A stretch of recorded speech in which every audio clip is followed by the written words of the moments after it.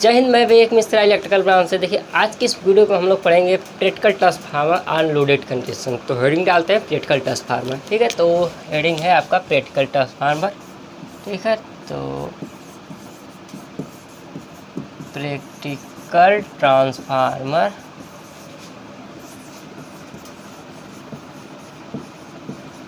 Unloaded condition, loaded condition, ठीक है। तो लोडेड कंडीशन में इसका देखते हैं कि इस बार ये क्या वर्क कैसे करता है ट्रांसफार्मर, उसके बारे में देखते हैं, ठीक है। तो पहले हम क्या करते हैं, ट्रांसफार्मर का क्या बना लेते हैं, कोर बना लेते हैं। तो ये आपका ट्रांसफार्मर का कोर कुछ इस प्रकार बनाते चलते हैं, ठीक है। ये कोर बना रहे हैं, ये साथ साथ में आप लोग बनाते चलिएगा, ठीक है। ये कोर बन के क्या हुआ, तैयार हुआ। ये कोर बन गया। अब कोर है तो इस पर वाइंडिंग भी कर दिया जाए, ठीक है। तो वाइंडिंग हम कर देते हैं। तो ये क्या करते हैं, प्राइमरी साइड की वाइंडिंग कर देते हैं, ठीक है। आप लोग अच्छे से करिएगा, ठीक है। इस पर क्या होगा, इस पर का वाइंडिंग हो गया प्राइमरी वाइंडिंग। अब इधर क्या करते हैं, सेकेंडरी वाइंडिंग कर देते हैं।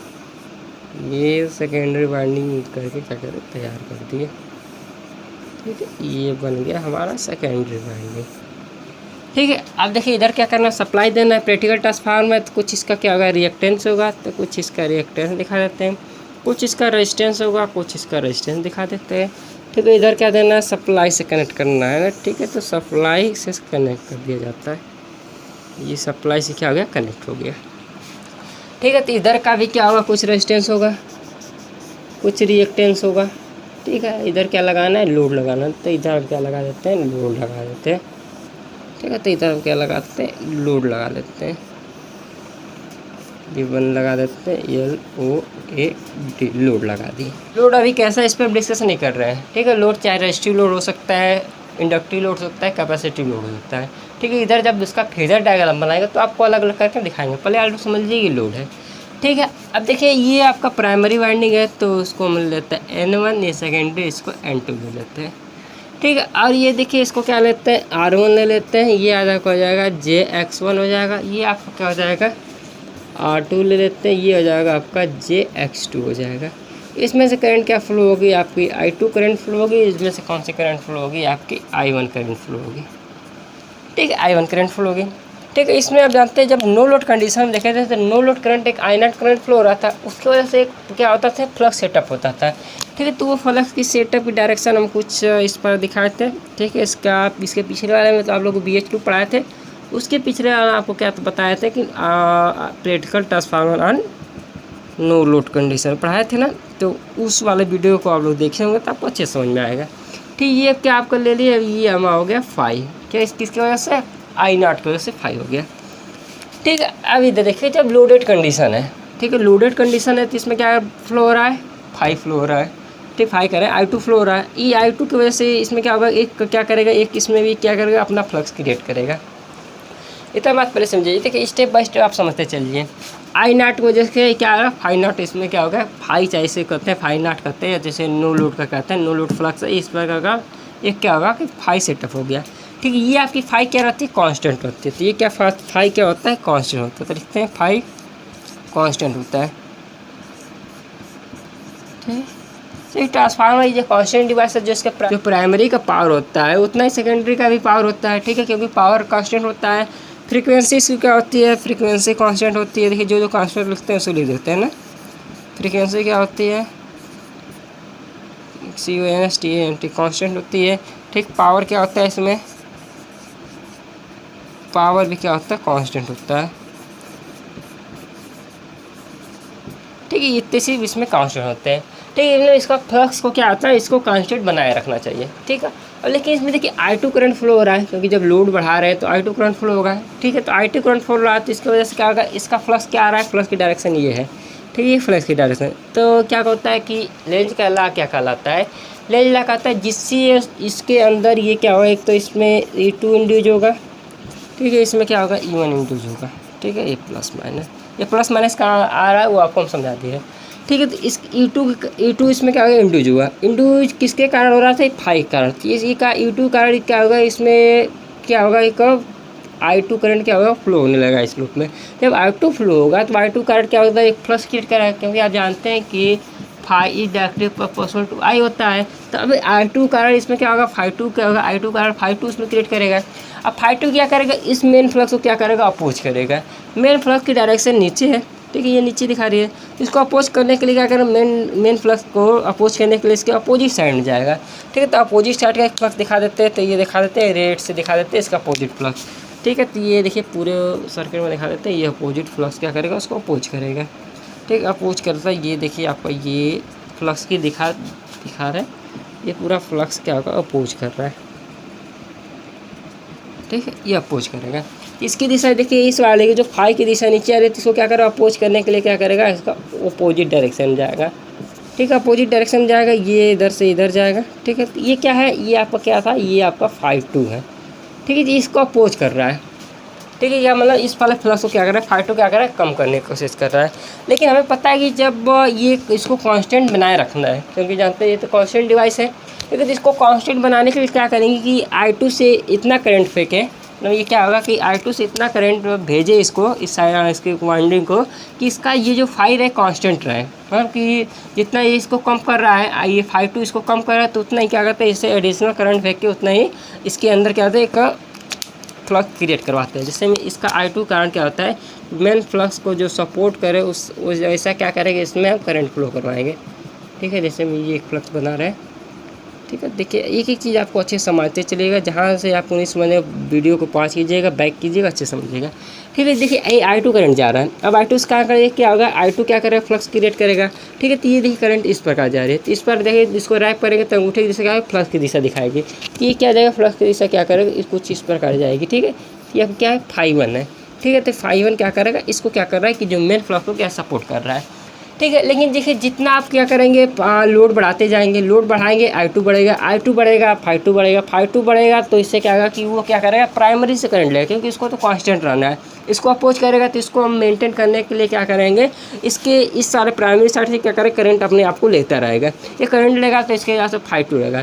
तो अब देखिए इतना आपको समझ में आ गया कि जब फाई2 बढ़ा रहे हैं, तो इसको कांस्टेंट रखने के लिए I2 क्या हो रहा है कि इसमें से I1 की वजह से इसमें I2 क्रिएट होने लग रहा है। इतनी बात समझिए, I2 क्या कर रहा है, इसको सपोर्टिंग कर रहा है। सपोर्ट इसलिए कर रहा है कि ये जितना, जैसे मैं आपको एक ग्राफ समझा देते हैं, जिससे ग्राफ से आपको अच्छे समझ में आ जाएगा। ठीक है, कि ये हो गया आपका इस प्रकार। ठीक है, ये आपका देखिए मेन फ्लक्स है। मेन फ्लक्स को ब्लैक से दिखाएं, तो मेन फ्लक्स मान लेते हैं साइनोसॉइडल है। ठीक है, कोई साइनोसॉइडल ये मानना क्या है। ठीक है, फाई2 क्या कर रहा है, इसको अपोज कर रहा है। ये फाई2 है, तो I2 के रेट से दिखाया, तो फाई2 क्या कर रहा है, इसका अपोज कर रहा है। ये फाई2 क्या कर रहा है, इसका अपोज मान लेते हैं, कुछ किस प्रकार कर रहा है। ठीक है, ये फाई2 होगा, ये आपको दिखा देते हैं फाई2 है। ठीक है, ये आपका क्या था, फाई था, ये आपका क्या था, ये आपका फाई है, ये फाई है। टोटल इसको देखिए तो कुछ छोटा दिखा देंगे ना, तो अच्छे से समझ में आएगा। ये कुछ छोटा दिखा देते हैं, छोटा चाहे इससे बड़ा जो भी दिखा देते हैं, तो इसको हम अच्छे से दिखाएंगे, तो जिससे आपको अच्छे से समझ में आएगा। ठीक है, तो ये मान लेते हैं कुछ इस प्रकार, ये आपका क्या है, फाई2 है।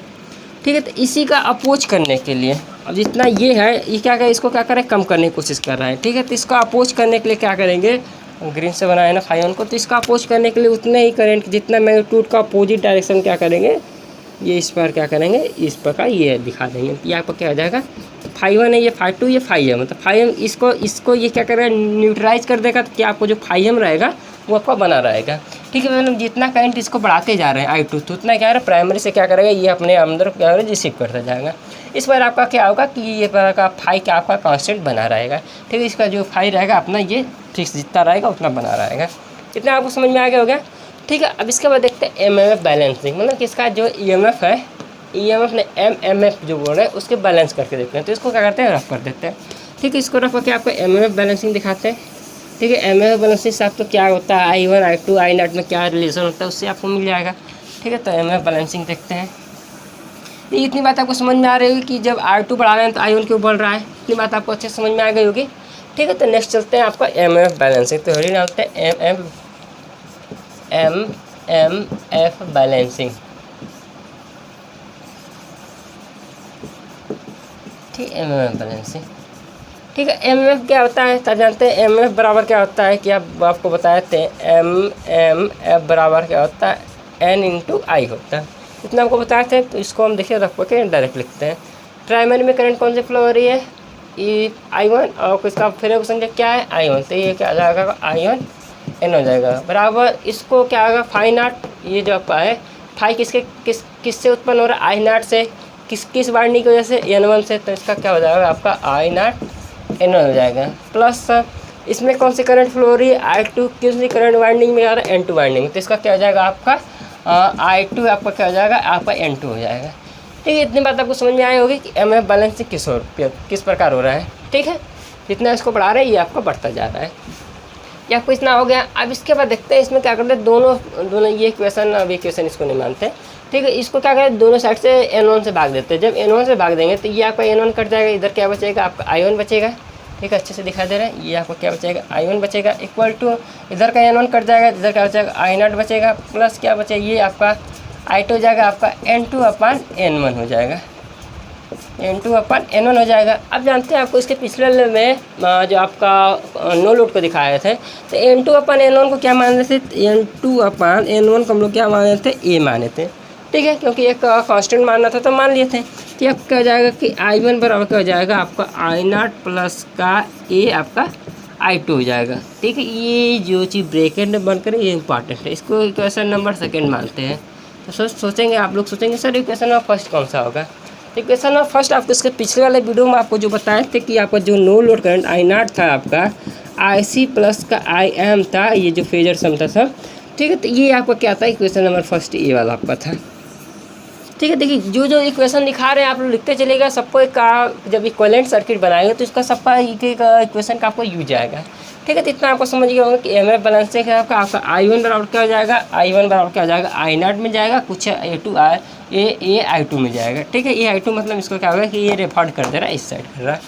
ठीक है, इसके बाद इतना चीज़ आप समझ गए होंगे। इस चीज़ को आप लोग तब तक नोट कीजिए। क्या करें, सबको इसको हम क्या करें, सबको आपको ये सब आप बना लिए होंगे, अच्छे से आप समझ गया होगा कि किस पर आपका I1 बढ़ रहा है, किस पर आपका I2 रहा है। ठीक है, अब इसके बाद हम क्या करते हैं, इसके बाद इक्विवेलेंट सर्किट देखते हैं। ठीक है, इक्विवेलेंट सर्किट क्या होता है, डायरेक्ट ट्रांसफार्मर को सॉल्व करेंगे, जिसका जो क्वेश्चन लगेंगे तो इस पर आप सॉल्व नहीं करेंगे। क्या करेंगे, जितने या तो प्राइमरी वाली जितने सब यहाँ कंपोनेंट उसको या तो सेकेंडरी साइड रेफर करेंगे, या तो सेकेंडरी क्या करते हैं प्राइमरी साइड रेफर करते हैं। ठीक है, उसके हिसाब से क्या करते हैं, उसको इक्विवेलेंट सर्किट बनाते हैं, उसको शॉर्टकट में जितना इक्विवेलेंट को जितना अप्रॉक्सीमेट बनाते हैं, जिससे क्या होता है जो भी कैलकुलेशन करना होता है ट्रांसफार्मर में कितनी लॉसेस होती है, कितने सीरीज लॉसेस होते हैं, कितने शंट लॉसेस होते हैं, उसके बारे में हम क्या करते हैं कैलकुलेट करते हैं। ठीक है, जैसे जो कभी कई पावर बनाया जाता है कि जिसमें हमें यहाँ 63 kV का यूज हो, 30 kVA का यूज है, यहाँ पे 65 का है, जितना जितना पर्टिकुलर क्षेत्र में इसका यूज होता है तो उस प्रकार का उसका लोड का कैलकुलेशन किया जाता है। ठीक है, उसका लोड कैलकुलेशन करने के लिए क्या करते हैं, एक प्रकार का आपको मैथमेटिकली आप लोग सॉल्व करेंगे तो उसको सॉल्व करने के लिए क्या होता है, एक प्रकार का अप्रॉक्सीमेट ट्रांसफार्मर का मॉडल बनाया जाता है।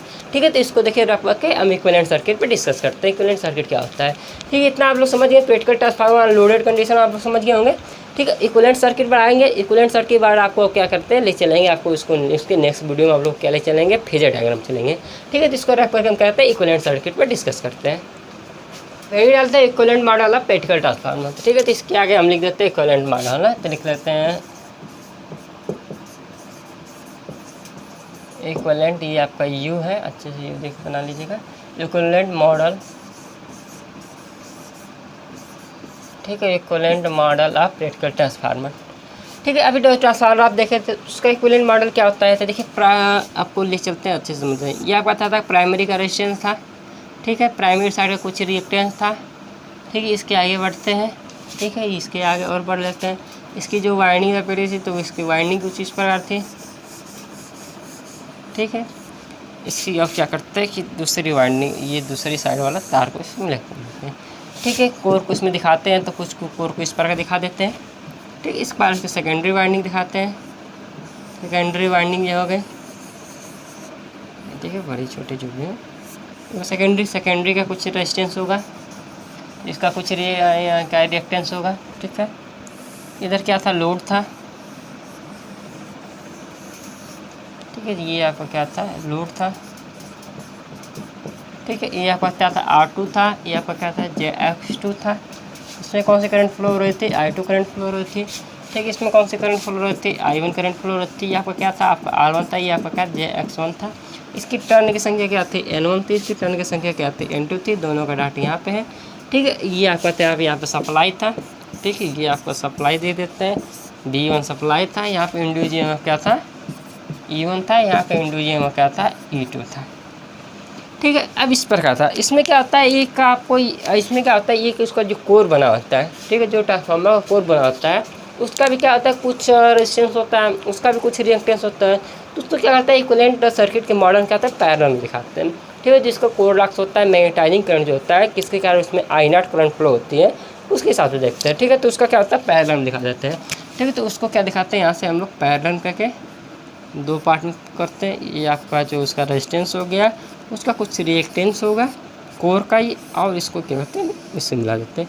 इस वाले में क्या होगा कि जब कोर में क्या केवल I0 करंट फ्लो होती है, यहाँ से क्या हो जाएगी, आपका IC हो जाएगा, इसमें से क्या हो जाएगा, आपका IM हो जाएगा। ये आपका था JXM कर देते हैं। ये आपका क्या था, ये JXM हो गया। ये आपका क्या हो गया, टोटल आपका RC लिखते हैं, कोर है तो RC लिख देते हैं। ठीक है, इतना चीज़ हो गया। अब किसका क्या क्या है, सबको हम एक एक चीज़ लिखते चलते हैं। ठीक है, आप सोचेंगे सर इसको प्राइमरी साइड क्यों बनाए, सेकेंडरी साइड क्यों नहीं बनाया। ये कोर है, कोर को एक ही साइड हम ले लेते हैं। कोर के जितने रेजिस्टेंस होते हैं सब एक ही साइड हम आपको मान लेते हैं। जैसे कोर आपको अभी दिखाए थे, तो कोर का क्या होता है, केवल एक ही साइड ले लिया जाता है। लेकिन जब सबको इस साइड हम क्या करें, ट्रांसफ़र करेंगे। ठीक है, तो इतना आप समझ लीजिए। ठीक है, अब यही इसके और इसके पॉइंट के वोल्टेज क्या रखा आपका E1 ही है। ठीक है, अब इसको अभी फिलहाल E1 है, यहाँ से I1 जा रहा है। अब यहाँ से करंट कौन सा हो जाएगा, देखिए I1 I0, यहाँ से क्या हो जाएगा आपका I2 डैश होगा, जो इसी को क्या होगा I2 डैश। I2 डैश बराबर क्या होता था, ताकि आपको अभी अब MF जो बैलेंसिंग था, तो आपको MF बैलेंसिंग था क्या था, I1 वाला जो इक्वेशन नंबर सेकेंड आप लिखे थे, अब मिलाइएगा, ये था आपका प्लस का A2, ये I2 था। ठीक है, तो ये I2 को भी क्या करते हैं कि I2 डैश बराबर क्या होता है, AI2 होता है। ठीक, अभी देखिए रेफर्ड करके आप रेफर्ड जब करेंगे इसको, जब इसको सेकेंडरी साइड को प्राइमरी साइड जब रेफर्ड करेंगे, तो ये इक्वेशन किस प्रकार आ रहा है आपको अच्छे से समझाएंगे। ठीक है, ठीक, इतना अभी फिलहाल समझे। तो ये क्या कौन सा करंट हो जाएगी, आपकी I2 जा रही है। ठीक है, इधर से I1 है, इसमें I0 जा रही है, इधर I2 जाएगी, इसमें C हो जाएगा, ये आपका E1 हो जाएगा। इतनी बात आपको समझ में आ गई। ठीक है, अब देखिए केवल इतना पोर्शन, ये जो वाइंडिंग का पोर्शन है, ये वाली वाइंडिंग का जो पोर्शन है, इसमें अभी देखिए कोई जो ये सबको क्या, जितने इसमें रेजिस्टेंस उन सबको आगे दिखा देते हैं। इतनी वाइंडिंग इसको क्या कर देते हैं, आइडियल ट्रांसफार्मर कर देते हैं। ठीक है, आइडियल ट्रांसफार्मर कर देते हैं, बस इतनी चीज़। क्योंकि इसमें क्या आएगा ना कि इसमें इसकी वाइंडिंग का रेजिस्टेंस बाहर दिखा दिए, इसका रिएक्टेंस बाहर दिखा देते। इतनी चीज़ को क्या करते हैं, इसके जो इसने दो डॉटेड के अंदर दिखाए, इसको क्या कहते हैं, आइडियल ट्रांसफार्मर कर देते हैं। ठीक है, तो ये आपका क्या है, फर्स्ट इक्विवेलेंट मॉडल है, तो इससे फर्स्ट इक्विवेलेंट मॉडल। ठीक है, इतनी चीज़ आपको बना लीजिएगा। ठीक है, इसके बाद क्या करते हैं कि ये सेकेंडरी वाला साइड को क्या करते हैं, प्राइमरी साइड रेफर करते हैं। तो लिखते हैं कि secondary component referred to primary side.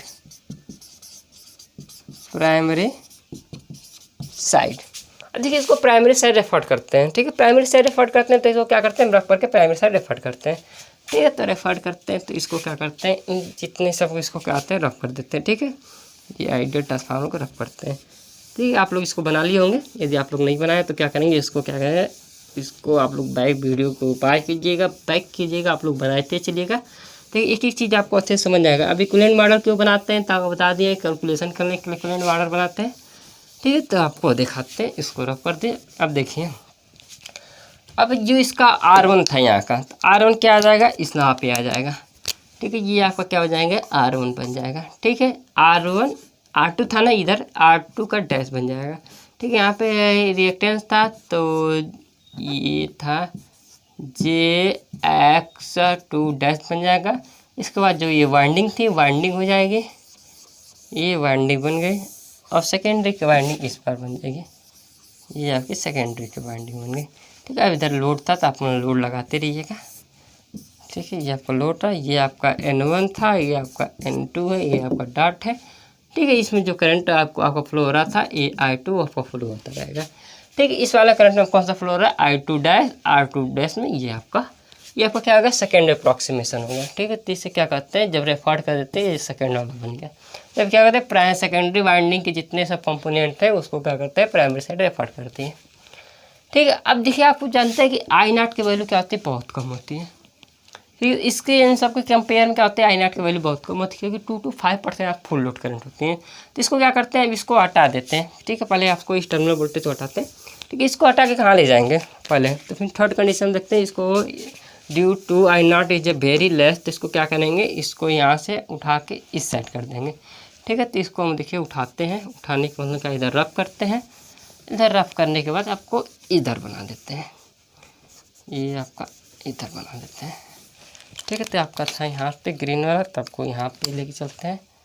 ठीक है, ये आपका आर था, ये आपका रिएक्टेंस वाला था, इसको यहाँ से कनेक्ट कर देते हैं। इसमें से क्या आ रहा है, आई नॉट आ रहा है, इधर से क्या आ रहा है, आपका I1 जा रहा है। ठीक है, तो ये I1 जा रहा है, तो यहाँ से क्या आ रहा था, I1 के बाद यहाँ से क्या आ रहा था, I2 डैश में क्या हो रहा है, फ्लो हो रहा है। ठीक है, ये I2 आपका फ्लो हो रहा है। उसके बाद देखिए इतना होगा, इसके बाद थर्ड वाला ये बना लिए, थर्ड का। ठीक है, थर्ड बना लिए। अब देखिए ये इसका और इसको क्या करेंगे, दोनों को ऐड करेंगे। ठीक है, तो इसको ऐड करेंगे तो क्या लिखेंगे, R1 प्लस R2 डैश को एक लिख सकते हैं, R इक्वलेंट बराबर लिखते हैं, R इक्वलेंट बराबर आपका लिखते हैं R1 प्लस का R2 डैश, X इक्वलेंट बराबर क्या लिखते हैं आपका JX2 plus JX1 plus JX2 का डैश लिखते हैं। ठीक है, तो इन दोनों को मिला के हटा के क्या लिखते हैं, इन सबको इसी की जगह पर लिखते हैं, क्या, इसको लिख देते हैं R इक्वलेंट। ठीक है, इसको लिखते हैं X इक्वलेंट। इन सबको क्या करते हैं, रफ करते हैं। ठीक है, और इसको क्या करते हैं, इससे मिला देते हैं। ठीक है, ये आपको क्या, इसमें कौन सी करंट फ्लो हो रही है, आपकी I2 डैश फ्लो हो रही है। इस साइड का क्या वोल्टेज था आपका E1 था, इधर प्राइमरी साइड का, इधर आपका E2 था प्लस माइनस का। ठीक है, इतना चीज़ हो गया आपका, I2 डैश तक फ्लो हो रहा है, इन सबको रफ करते हैं। ठीक है, लेकिन जब ये आपके कंपोनेंट वाली जो लॉसेस हैं इनके कंपेयर में बहुत कम होते हैं, तो बहुत कम होते हैं, इसको क्या करते हैं, निगलेक्ट कर देते हैं। तो आप लोग लिखेंगे कि due to I nought is a very less, so core losses component is neglected. ठीक है, लिखते हैं कि आई नॉट के नो लोड करंट की कमी की वजह से इसके जो कोर में होने वाली लॉस का वैल्यू बहुत कम होता है, इसलिए इसको क्या करते हैं, निगलेक्ट कर देते हैं। निगलेक्ट करने के बाद आपका क्या हो जाएगा, जो I1 करंट हो जाएगा, ये I1 करंट इक्वल टू आपका हो जाएगा I2 डैश करंट हो जाएगा। ठीक है, ये इक्विवेलेंट मॉडल आपका बन के क्या हो गया, तैयार हुआ। इधर का क्या वोल्टेज था आपका V1 था। ठीक है, ये आपका E2 है। ठीक है, अब V2 वोल्टेज को क्या करेंगे, रेफर करेंगे, तो V2 वोल्टेज जब देखिए ये दोनों वोल्टेज बराबर होगा, E2 बराबर V2 हो जाएगा, जब इधर कोई लॉसेस नहीं है। ठीक है, तो V2 को इधर रेफर करेंगे तो आपका क्या हो जाएगा, आपका V2 डैश हो जाएगा। ठीक है, तो इसको क्या करते हैं, रफ कर देते हैं, टोटल को इधर वाले को रफ करने चलो रहने देते हैं। ठीक है, इधर वाला क्या हो गया आपका, इस बार टोटल इक्विवेलेंट वर्क सर्किट क्या होगा, बन के तैयार हो गया। उतने बार ट्रांसफार्मर की सर्किट क्या कहती है, इतने पर सॉल्व कर दिए, मतलब इतना छोटा बनाते हैं। अब इसका देखिए, इसके बाद आपका जो लिख देते थे, जो आपका यहाँ पे जो पैरेलल में था, RC क्या था, तो RC आपका था कोर लॉस कंपोनेंट ना, तो लिखता था कोर रेजिस्टेंस था, रेजिस्टेंस। ठीक है, एक्सम क्या था, कोर रिजेक्टेंस। ठीक है, इतना था। ठीक है, में कन्वर्ट हो रहा था, तो IC था, तो क्या होता है, कोर लॉस कंपोनेंट ना, तो क्या होता है, कोर लॉस करंट था ना, तो कोर लॉसेज करंट था। ठीक है, IM क्या था, मैग्नेटाइजिंग करंट था, मैग्नेटाइजिंग करंट।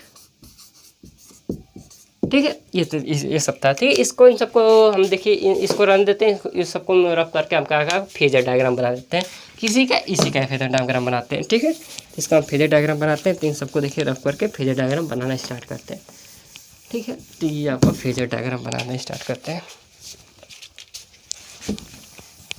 इन सबको रफ करके फेजर बनाते हैं। देखिए फेजर से आपको क्या होगा कि टोटल इसका इक्विवेलेंट मॉडल क्या होगा, अच्छे से समझ आ जाएगा।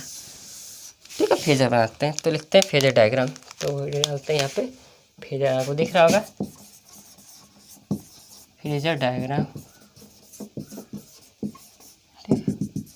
ठीक है। फेजर डायग्राम क्या करते हैं, इस साइड से चलते हैं, ठीक है। तो इसको ये वाला को हटा देते हैं, ऐसे V2 डैश को V2 डैश लिखते हैं, ठीक है। ये V2 लिखते हैं तो ये लिखते हैं V2, जब डैश लिख दिए तो क्या होगा कि जब ये हो जाएगा V2 डैश बराबर क्या हो जाता है, V2 डैश बराबर आपका ये V2 होता है, ठीक है। यहाँ पे V2 डैश नहीं है तो इसको ये लिखने की जरूरत नहीं पड़ेगी, ठीक है। तो इसको हम रख कर देते हैं, ठीक है। यहाँ पे लेते हैं पहले V2 को लेते हैं, ये पॉइंट लगा दिए, यहाँ क्या लिए V2 डैश लिए।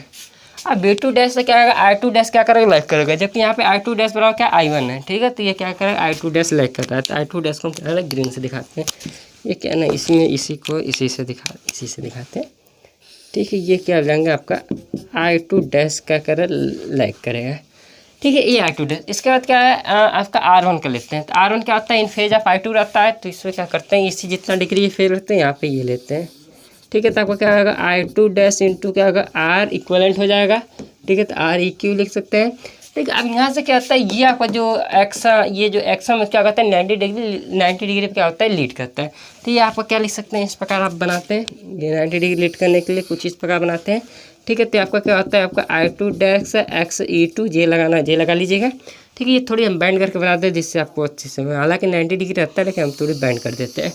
जैसे बैंड करने से क्या होगा कि इसका जो V1 दिखाएंगे तो आपको हो जाएगा, ठीक है। अब ये मिलाएंगे इससे, इसको जब इससे मिलाएंगे, ठीक है। V2 में देखिए आपका देखिए V2 वोल्टेज प्लस इसके क्रॉस का वोल्टेज प्लस इसके क्रॉस का voltage total equal to V1 के बराबर होगा।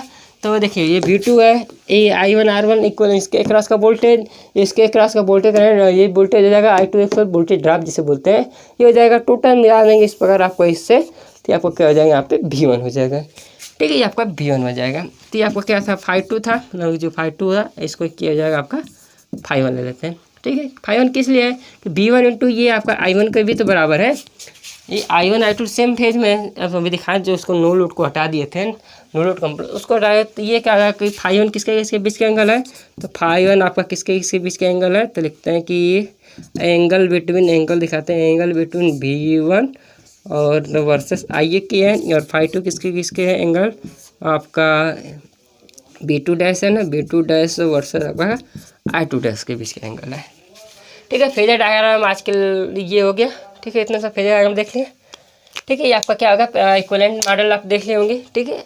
आज के लिए इतना ही, मिलते हैं नेक्स्ट वीडियो में। नेक्स्ट वीडियो में आपका जो रेफर्ड का क्वांटिटी होती है किसको रेफर करते हैं, तो R इक्विवेलेंट क्या होता है, जो आपका ये था यहाँ पर जो आपका था कि X2 डैश था और ये R2 डैश था, इसके बराबर R2 में क्या रिलेशन होता है उसके नेक्स्ट वीडियो में देखते हैं। तो ठीक है, आज के लिए इतना ही, मिलते हैं नेक्स्ट वीडियो में।